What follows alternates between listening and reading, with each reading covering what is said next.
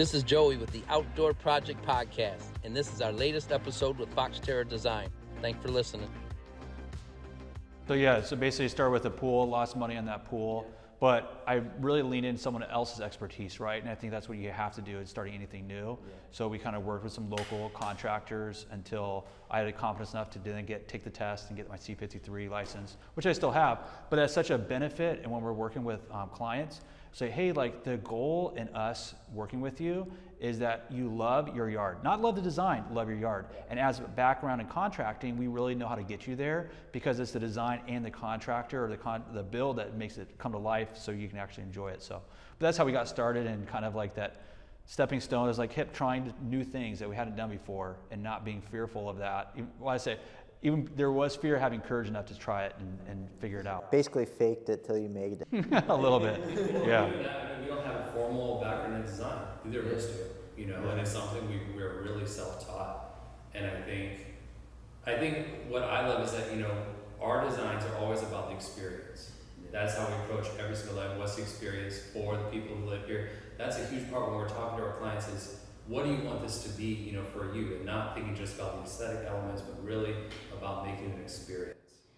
Yeah, so when you take that and you look at your marketing, is that moving forward with your marketing and fast forward to now, sure, are you still headed in that direction? It's all about the experience. Yeah, I definitely would say that, because there's something like when our tagline, one of our tags is from residence to resort. Yeah. So when you go to a resort, you truly feel like you're entering into experience, right? You're not just has a plain pool. A resort is going to have some elements of like discovery, like what's around the corner, or like sound or senses. You're intrigued by water movement or lighting or fire. So I think that those are really, and then using social media as a platform we leverage to show what's possible. I mean, we have a following that obviously is like the majority of our followers not to probably use our services, but hopefully we're inspiring them to show what's possible, whether or not they end up using us. But like, I didn't even know you could do this in a backyard, whether it's small or big or all in between. I think that's kind of the goal of like what we really hope we can do on our social media platforms. Going on social media, is that where you generate a lot of your leads for your projects, or are your leads coming from other sources? That's a good question. So a lot of our leads definitely come through social media. We're on a lot of platforms, and we've worked hard to kind of be as visible as possible on those. But we also get a lot of referrals too. So once we complete a job, we'll have a network of people like, you got to use this guy, and it's especially in the luxury construction market. There's a certain timing for it. So it's not like everybody's ready for a new backyard, but that's something that definitely has been a newer. Because we've done so many now, we're getting a lot of referrals on top of the social media, but majority from social media. Referrals are so important. I mean, it's so interesting. I'm doing a project in Pakistan, my first project in Pakistan, and it's a referral from a relative who's living in California. That we did. So it's like I said, the power of referrals, it's just like can't be understated enough. How does that process even work? I mean, going to a different country like Pakistan. Yeah. I mean, is that hard to sell a project like that? Hard to find contractors in that region? Yeah, I mean, I would say definitely our out of the U.S. projects are out of the ordinary. It's not like we have a ton of them, but usually they will have their own team, and that's something they'll handle, like even like any translation of documents or anything like that. That's something that's kind of outside the scope of our work. That being an anomaly, and so we're really brought in and we're clear to our clients that, hey, we're going to be helping drive in the creative direction, but we're not going to be as able to be hands-on like we are in our U.S. clients, that we're giving really detailed documents to help guide that. It's more like, hey, this we can do. Of course, we'll create the CAD files, the specific, it's funny, a lot of those are in meters. We're doing one in Spain, Thailand, Mexico, Costa Rica, Canada, Puerto Rico. So, what's that? Yeah, so it's just, but those are a little bit of anomalies. Jamaica, we're actually doing a hotel in Jamaica. So anyways, these kind of ranges. But we're brought in more to set the creative direction and give recommendations of like what you can do, but not as much as we are the more specifics that we can do here in the U.S. Now, what do you think, like your marketing and the lead generation? If you're getting 100 leads, what do you think the landing rate of your leads is approximately? I mean, we're doing like right now, we're averaging about 20 projects a month. 15 to 20 projects a month. And so when we have 100 leads, that doesn't mean that we're getting on the phone with everybody, because some people like just want some general information. Some people want to go a little further. So it does range, but it's still, I don't know how that exactly translates percentage-wise, but it's still enough of what we can handle right now. And so that's kind of the say. And as you're walking through office, you're like, well, there's a good amount of people. We still need more if we really want to continue to, but we're at capacity with the 15 to 20 a month. Yeah, that transition from, 3 years ago, we went to you guys' job sites and you guys were still in the middle of designing and constructing. Where are you guys now? Where's Fox Terra now in the whole developmental process with projects? Yeah, we're fully design and design only. And I think the reason is that that's our passion and that's what we do the best. And I think what we love to do is like designers is the fact, like whenever, like you said, Pakistan, that's my first project and our first project in Pakistan. And it's like whenever these new challenges, and how do we translate the Fox experience to Pakistan or to Spain or Costa Rica? And I love that our work resonates with people around the globe, which I find fascinating because most designers are very localized. Like they're known for the work they do in New York City or Los Angeles, and the fact that we have that resonance with people across different regions. And I think it goes back to, we've talked about it, what is the Fox Terra aesthetic? The Fox Terra style is experiential design because it's not modern, it's not a look, it's about the experience. And I think across everything else, that resonates with people. Yeah, I love the experience. I love when you talk experience because everybody has fun in different ways, right? We're all the same people, and you did, I think you said maybe the 5 must-haves for children in outdoor living space. And a lot of these, whether you're in Pakistan or Mexico or Costa Rica, as an adult, I know how, I want my outdoor living space. I know how I want to have fun, so how does that translate from local to worldwide now? Yeah, are you talking about like the specific of like elements that people want? Yeah. I mean, I think that myself included, I like it. My biggest inspiration, honestly, is from Disneyland, Disney World. We were, wherever it is. But I think that when you go there, even as an adult, there's like, what's on the other side? Or what's a way that I feel transported, right? Like even we have some different styles, like one of our jobs we call it Santorini, because it really does bring that overall sense of that into your backyard. And so those are things that people don't get away from, whether you're young or old. Like I want to be, and that's why we travel. And so what if we could bring that, and really, I like to jokingly say, instead of a flight away, you can have a threshold, it can be a threshold away. It can be, literally outdoors. And so everybody says that, right, the luxury, but how can we really go into detail where when you're at Disneyland and you go from Frontierland to Star Wars Land, they're literally right next to each other if you've been there, but here's one in the future and here's one of the past, and the way they weave them together, they're disconnected in style, but you feel like you're 2 different worlds within seconds as soon as you enter it. And I think that's what we want. Whatever your aesthetic that you're drawn to as a client of ours, we really want to help you bring you there. But I love I'm going to add to the question earlier, like where are we at now? I think one of the things that I've realized too, being a contractor and now being a full design firm, is that we want to be a true partner with contractors. Because contractors, and myself included when I was one, I was wearing a lot of hats. Design hat, management hat, production or project management hat. And so I think that we want to really allow contractors to feel like, hey, a lot of that nitty-gritty creative process, material call-outs, specific design details from surveys to what setbacks are there, all that's done by people in your walk-through office. And we're a team of 25 people now. You're seeing about 2/3 maybe of them here, but it's like we now have an incredible team, and usually about 5 people are working on each individual job. So we're taking all that and we're now allowing the contractor to do what they do best, right? Is the build and the execution. And I wish as a contractor I could lean into either one of those strengths, and I had to wear both hats. But now, and any contractors even listening, is like, let us even be a resource for you, right? Of like, hey, if you have a client who even has maybe a bigger budget, and a lot of our budget minimums start around $300,000, where we can bring value at least. If you have $100,000 to $200,000, sometimes you can't really do much on. I mean, you can do a lot with the design, but it's to an extent. A lot of the stuff we're working with is a higher value. So if you have a client that has that ability to spend that money, let us, and we've done this a lot for contractors, they bring us in, we'll do the design, we'll do all that process that allows the client to maximize that budget, and then the contractor comes in and is able to build the thing, and it's a great synergy between the two. That goes right into my next question. It's, you guys are nationwide, you're basically everywhere. Yeah. Quality of work with these contractors that you're hiring. How do you find contractors that are gonna put the quality that you guys want to put forth to? That's a great question. And it's a question not only you're asking, but our clients, our potential clients ask, like, hey, how can I make sure like this is going to be built to the standards and even to what you're showing? And so 2 things. One is that we have worked with a good amount of contractors. I say that our past clients have worked with a good amount of contractors, and we're seeing the good and the bad. So by the way, we're not hiring. So I know you mentioned like when we hire, but actually the client themselves, well, we won't even subcontract. So we're literally just saying, hey, based on like what your needs are and this client design looks like, we feel like this could be a good option for you, and then we just introduce the contractor. So we're not taking any of that, we're not charging a construction fee. Yeah. But we're finding them through past clients who've had a great experience, where we have a dedicated person who travels around the country and is literally meeting with the contractors on site, even before we hand them off to, hey, what'd you look like? Let me get some references. And so we're doing a lot of due diligence, and we have a dedicated person who flies around the country doing that. How important is networking? I know we were talking to Nate because obviously we're in Rochester, New York. You guys are doing a design in Epping Woods Trail in Pittsford, New York, that's right around the corner from us. I mean, just us networking, you guys can lean on us for the best contractors 100%. In Rochester, New York. How important is networking for what you guys are doing right now?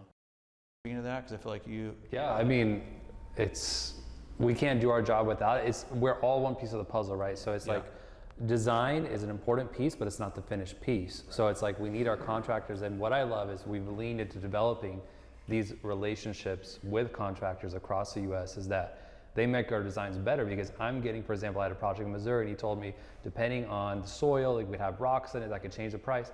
I never would have known the conditions in Missouri if we weren't working with this local contractor in that design phase. So I'm saying the fact that we've built all these relationships, we're continuing to build them, to build our network, it's just everyone wins, because it's like our designs are better, our clients are getting a better service, and it's a lot more seamless, right? Because now it's not like, oh, you have a beautiful design, you're on your own, you have to figure it out. No, it's all part of our process and here's someone who can, really bring it to life.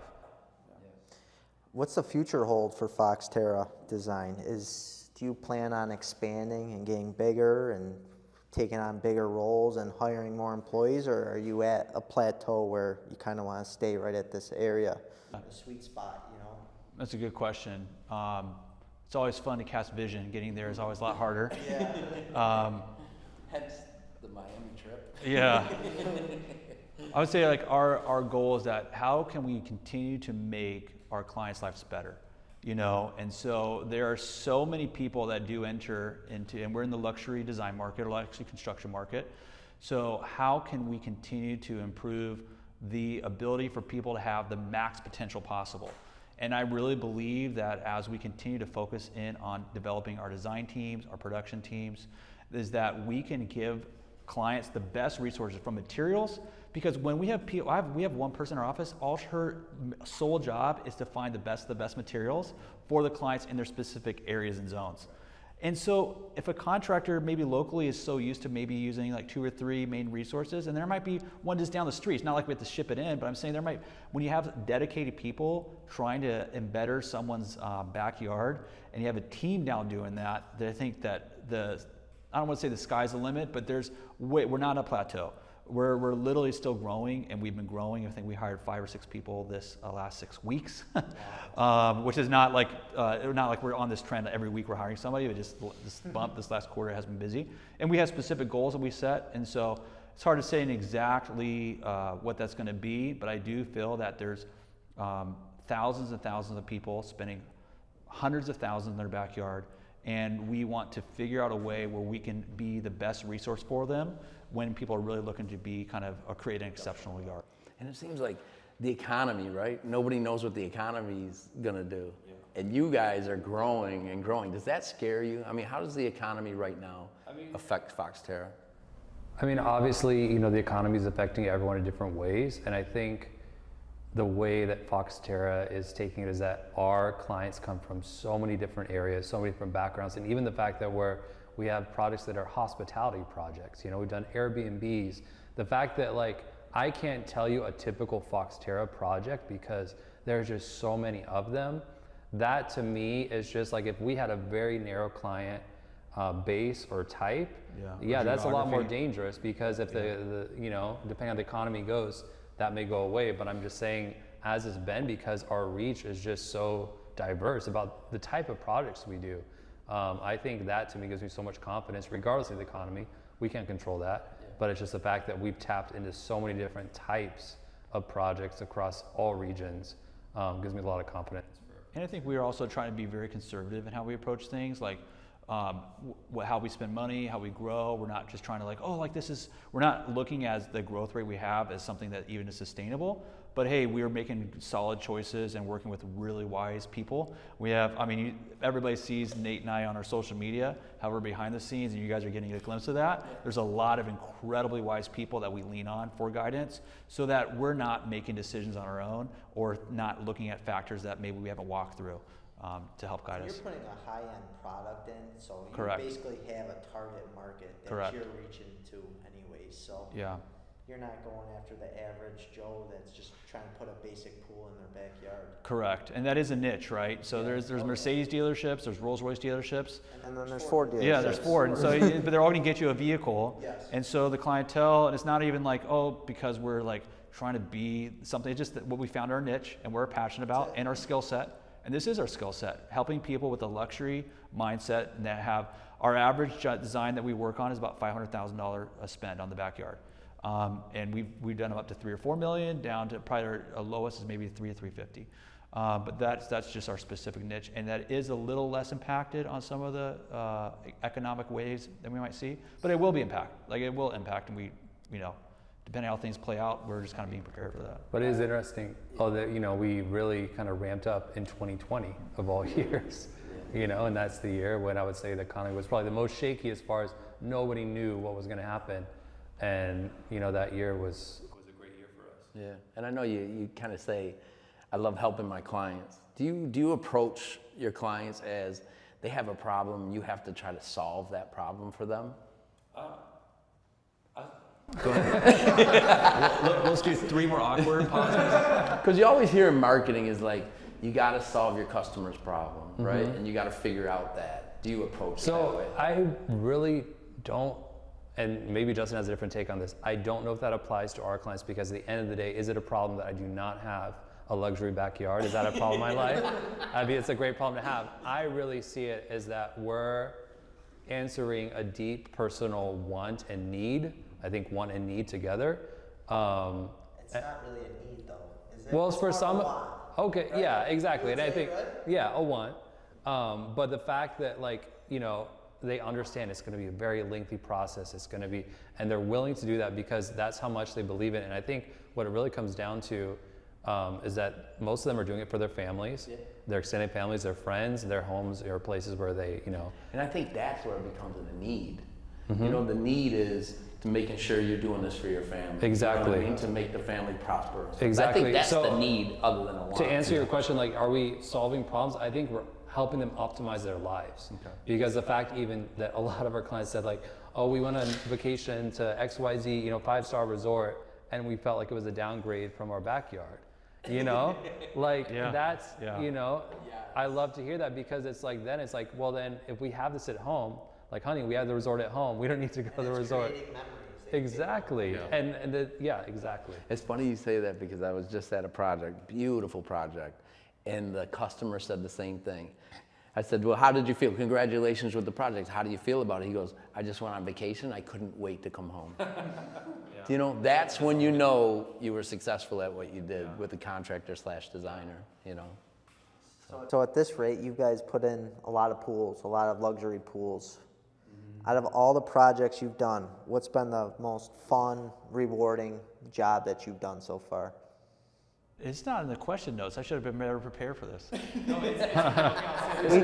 figured we'd catch you as a surprise on this one. This is really hard to answer because like I said, the fact that I like this project because it was one of the biggest pools we did. It was 3 tiers flowing into each other. Or I like this project because the setting was so cool. It was on a beach in Costa Rica.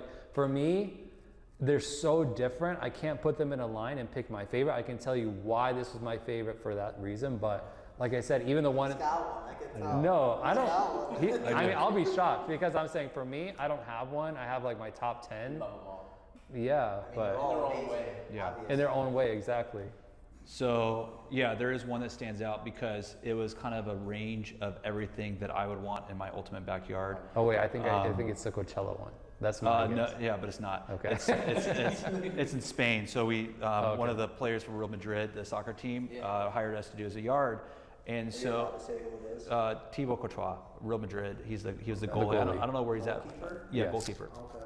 And so he's like, hey, I had an architect from wherever they hired to do this yard, and I looked at it, I was like, oh wow, this is really nice. He's like, but I want something just amazing. Like I want 2 pools. He's like, I love modern, and then I want something that feels like Maldives.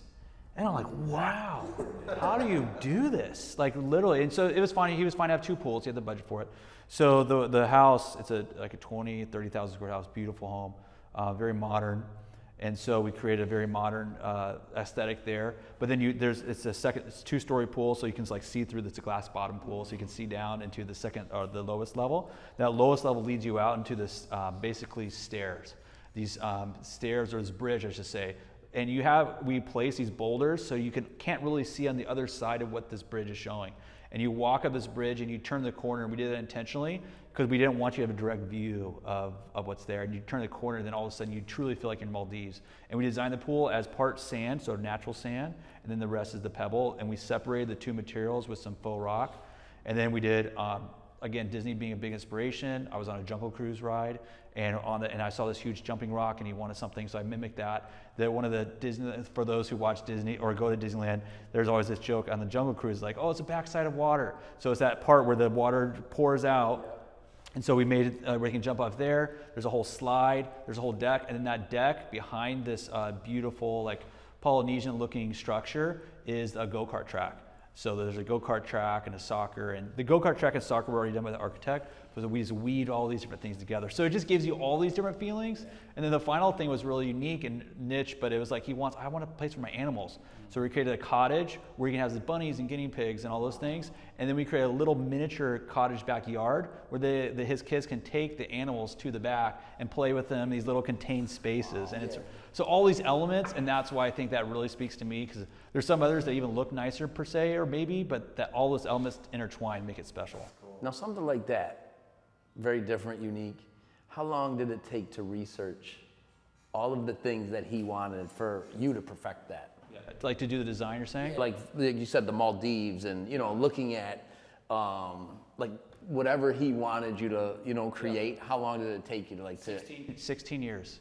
And I'm not joking. Wait, what? 16 years, because it took that much of effort from all the hundreds of designs that I've done before that to understand what are things that I can or can't do. Of course, he reached out to us a year ago, so you know what I'm saying. But the 16 years of experience was what really allowed that specific aesthetic to come to life. 16 years ago, you couldn't do this. No, I couldn't do it 12 years ago. I couldn't. It would have looked different. It would have looked different 9 years ago. And just like in your level of experience, I don't know how many podcasts you've done, but there's probably a fluidity that you didn't have on your first one. You see, you feel like you're sitting down just talking, but you're doing it professionally because of all the experience you have. And I think that when we clients even ask us like, how long does design take? Well, 16 years, 12 years, like whatever it is like that experience level is what's key. It's not just a matter of time drawing it out. It's categorizing all these things you've seen, all these experiences you've had, and knowing what or what doesn't work for the specific clients. And that's why I think that designers don't get the credit they're due, because you really are deciphering all these things that you have knowledge about to then give something of value, to give direction in this case, this guy's gonna spend millions in his backyard or hundreds of thousands. And so we want, as expert designers, to give them good direction. And so that time all plays into it. I would say for me, that's one of the funnest parts of it. Like I said, really getting to know a person, because we're getting into their heads. Like, what do you find exciting? What are you about? That to me is a lot of fun, just really getting to know them on like a personal level. On a design level, when you give that design to your customer or possible customer, is there usually a lot of back and forth and change in designs, or how often do you give them a design and they say, let's do it, with no change order or anything? The funny answer is that if you're an engineer client of ours, you're probably gonna have like 12 revisions. If you're a business entrepreneur who started an online startup, you probably have no revisions. It's like, it really does depend on the person. So it's hard to say, and I'm joking with the engineer, because we have like tons of but it's just that it just depends on the personality. It's that personality. Yeah. And I get it completely. Yeah. And I'm sure like it's hard to say, but I would say on average, to answer your real question, I think the average is maybe 2 or 3 revisions. I would say very rarely, and there are situations where we've done it and like, whoa, love it. But I feel like that's almost a disservice to the client if they truly don't have feedback, because there's no way we can just hit it on the nail on the head on the first time. We want feedback. Yeah. But some people like to have no creative input, which is fine if they just feel like that's it. But I like when I get feedback because I feel like we can always fine tune it to the specific client's needs. Yeah, so, I mean, I've been following you probably for 5 or 6 years on social media. And what is so intriguing is your business has changed an awful lot. But what I love is when I look outside in, I don't see the changes as a customer or as a person that loves your company. You know what I mean? Was that an intent to say, okay, we're not doing construction anymore, we're doing design stuff, but our social media is still gonna be the same? Like, nobody knows that you're not building anymore, right? And I can't tell that your business has changed through social media. And was that an intent for you guys not to change through social media? No, actually, it's interesting to even hear that feedback because I didn't realize that it didn't feel like it changed. But regardless, is that I think our goal is that we continue to optimize what's best for our customers, and we realize that we're not capable of building in New York, but we have a service that what if we had dedicated people here focus on creating an incredible product for you, and then we have an incredible builder to do. You're win-win, right? You're getting the best design, and you're getting an incredible builder at the same time. So it's like we just continue to figure out ways to optimize so that our clients get the best service, and it was just a natural progression. Yeah, it just made sense. Yeah, so nothing really needs to change with. And we're very upfront. People call us like, do you guys build? No, like we don't advertise it, but we have incredible build partners. You know, and then I don't know if we call them preferred builders, because we don't want to have the context of like, oh, you're paying Fox Terra to then subcontract out. We have great referrals to give you, but you make the decision based on, you know, whatever you feel like. We want you to use, whether you use our recommendation or someone else, whatever serves you best. We don't want to force them into a specific person. What do you guys see the newest trends coming? Like structures, pavers, or, you know, what do you think in the next 4 or 5 years? Well, speaking about structure, what I love about them is that, let's say a client has a very set budget. Like you said, you can get a pre-made, high-quality structure, pergola, cheaper than it would cost to custom make it. Yeah. And then it can be incorporated into the other custom elements to the point where the entire yard feels custom. So that's a great thing of, you know, we don't use a ton of prefab products, but that is one where it absolutely works, and it really makes sense. So Yeah. What about you guys still rolling like porcelains or marbles? Yeah, or and stuff like I think that is one of the trends that I see continue to evolve, because the technology in porcelain and porcelain slabs has really kind of increased quite a bit. And a lot of our newer stuff, it tricks your eye because you really think it's limestone, but to use a limestone countertop outside is not the best, especially when you're spilling wine on it, whatever it is. But to have a porcelain that mimics that and then can handle some of the heat changes or frost, there are some that are rated for that, and so we've really leaned into that. And then it's more predictable, because sometimes you get natural stone material and you don't get the same color tones depending on where you are, right? But if we can call out that and we know it's going to look the same, whether it's in Texas or New York or whatever it might be. So I think that's a trend. And also one of the things that we see recently is that the porcelain slabs are even adding textures. So a lot of what's trending right now is like the kind of I should know the technical name, but I don't. It's like kind of the rounded edges, the little ridges. So those are now being actually integrated into the slabs themselves. So you pick up the nuances with like light fixtures, like lighting hitting them and stuff like that. So that's something that I've seen coming out more and more. Even some of the latest, Constantino is a company that we use a lot of the products called Decton, and they came out with a new line, and some of those textures are now prominent in their newest stuff. Yeah, because we have in upstate New York, the install process to porcelain, obviously you can pour concrete, but with the heave thaw in our area, it cracks a lot.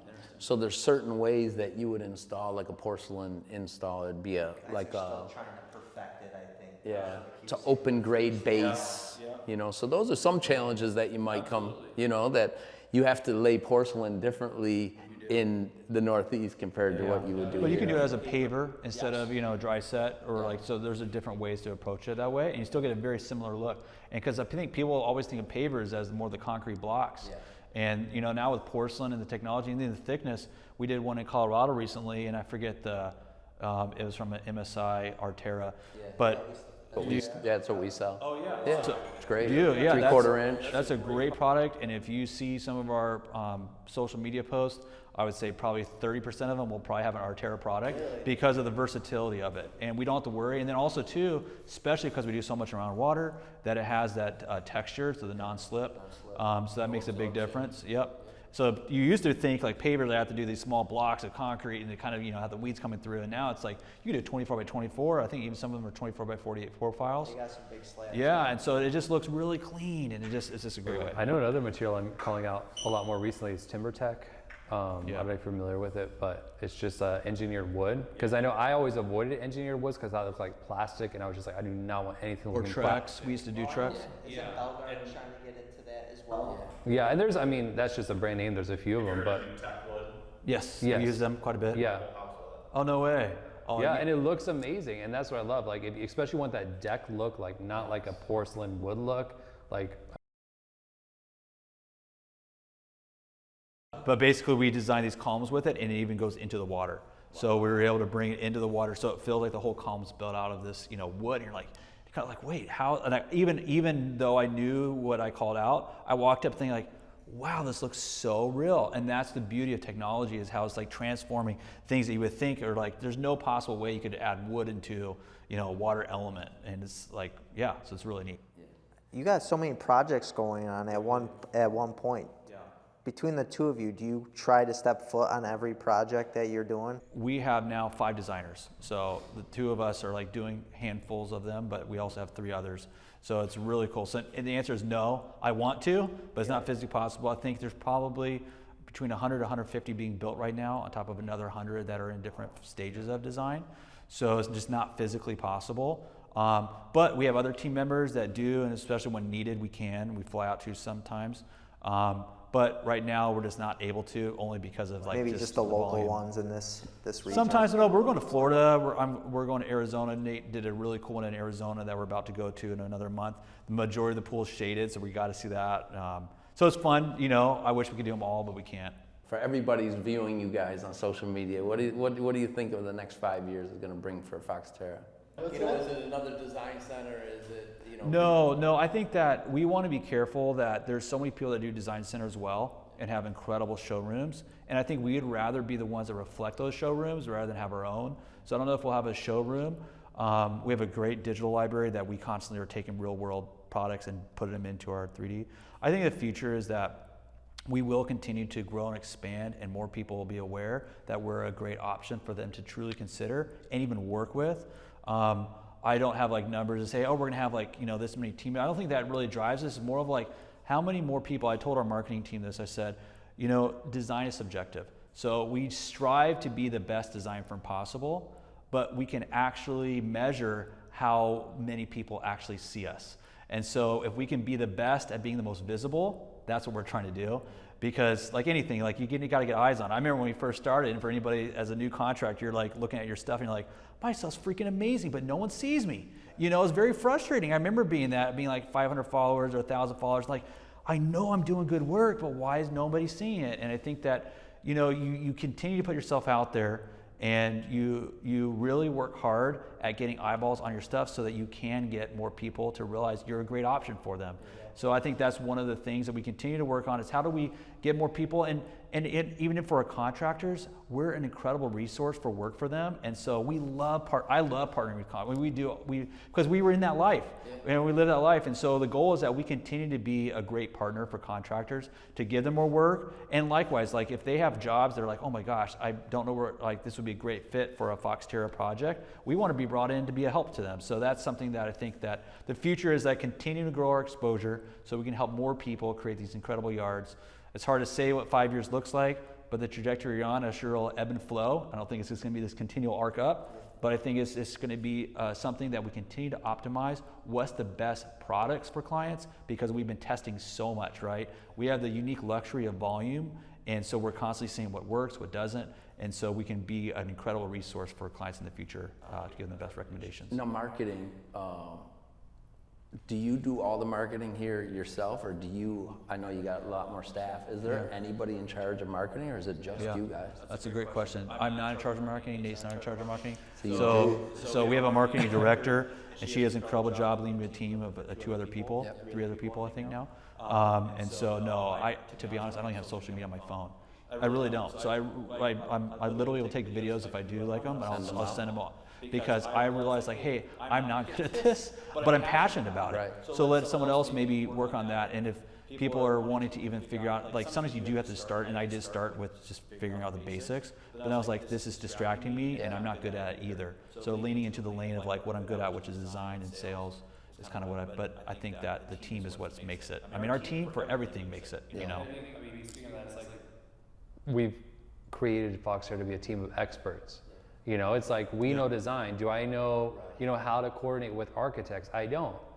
So it's like, we have an expert for that. Do we have do I know every single thing about materials? No, I don't. So it's like finding an expert for we have an experts in marketing. We have an expert cinematographer. All these experts, all these people together are what makes Foxterra. It's not just Justin and me. Yeah, Exactly. And it's that's like, what it is.